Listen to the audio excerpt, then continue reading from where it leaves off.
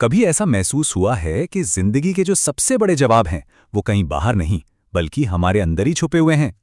तो आज चलिए उन्हीं गहराइयों में उतरते हैं और अपने मन, इस संसार और हमारे कर्मों के असली मतलब को समझने की कोशिश करते हैं।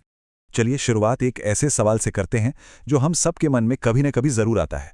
आखिर हम अंधेरे से इतना डरते क्यों हैं? देखिए, बात सिर्फ इतनी नहीं है कि हम देख नहीं पाते।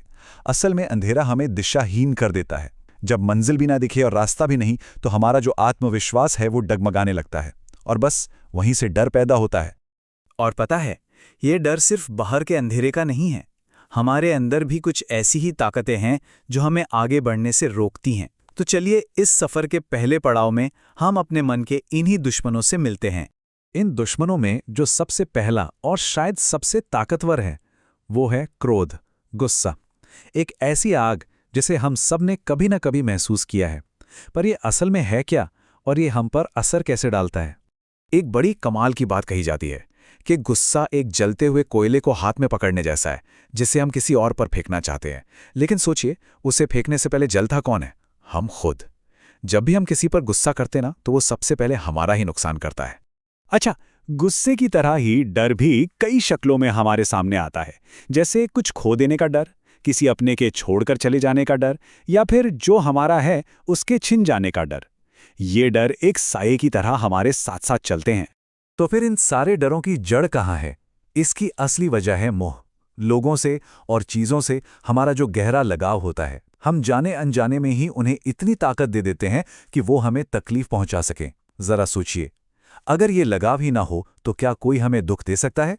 जब हम अपने मन के इन दुश्मनों को थोड़ा बहुत समझ लेते हैं, तब हम दुनिया को एक बिल्कुल नई नज़र से देख पाते हैं। चलिए अब बाहर की दुनिया को देखते हैं और इस संसार की पहेली को समझने की कोशिश करते हैं। कभी सोचा है, अगर रात का अंधेरा होता ही नहीं तो क्या हम कभी सूरज की रोशनी की कीमत समझ पाते? या अगर कभी भूख ही न लगती तो क्या खाने का स्वाद इतना मजेदार लगता? सच तो यह है कि अच्छाई को महसूस करने के लिए बुराई का होना जरूरी है। ठीक वैसे ही जैसे अंधेरा रोशनी को एक मतलब देता है। एक और बात सोचिए, क्या दुनिया में इतना अंधेरा हो सकता है जो एक छोटे से दिए की लौ को भी बुझा दे? कभी नहीं, बल्कि वो छोटा सा दिया तो खुद जलकर पूरे संसार को रोशन करता है और अंधेरे को चुनौती देता है। यही ताकत हम सबके अंदर भी है। हम सबके मन में अक्सर एक ख्याल आता है, यार इस दुनिया में अब करने को बचा ही क्या है। ऐसा लगता है कि जो भी महान काम थे वो तो कोई पहले ही कर चुका है।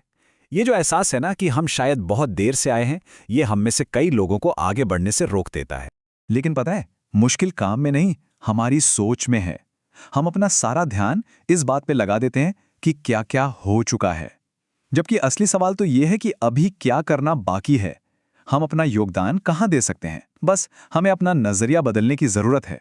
और हमारा जो सबसे बड़ा योगदान होता है वो अक्सर हमारे रिश्तों में होता है। पर क्या हम प्यार और बंधन के बीच का जो फर्क है उसे समझते हैं? चलिए अब इंसानी रिश्तों की इसी उलझी हुई गुत्थी को सुलझाते हैं। अक्सर हमें लगता है कि प्यार पाने की चीज है या शादी कर लेना ही प्यार की मंजिल है।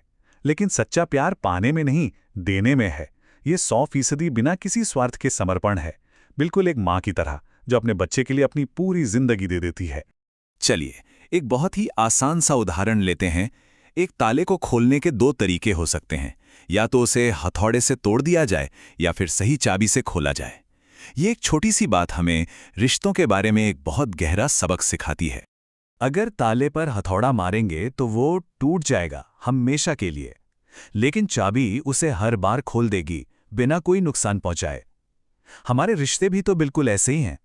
उन्हें हमेशा प्यार की चाबी से ही खोलना चाहिए, गुस्से के हथौड़े से नहीं, क्योंकि एक बार टूटा हुआ रिश्ता दोबारा बड़ी मुश्किल से जुड़ता है। प्यार से रिश्ते निभाना भी अपने आप में एक कर्म है।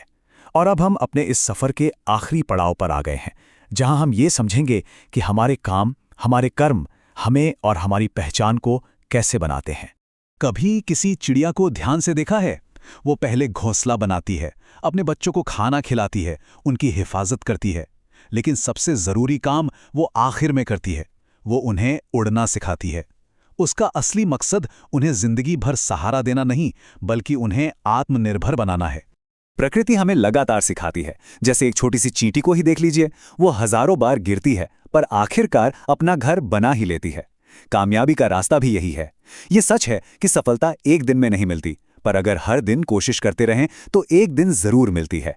तो बस कोशिश करते रहना है। एक बात हमेशा याद रखनी चाहिए, जहां हम मौजूद नहीं होते वहां हमारे गुण और हमारे कर्म हमारी बात करते हैं। कहते हैं कि श्रीराम का नाम लिखने से पत्थर भी तैर गए थे। ये उनके नाम का कोई जादू नहीं था, ये उनके कर्मों की, उनके चरित्र की ताकत थी। हमारे नाम की असली ताकत भी हम खुद अपने कर्मों से ही बनाते हैं।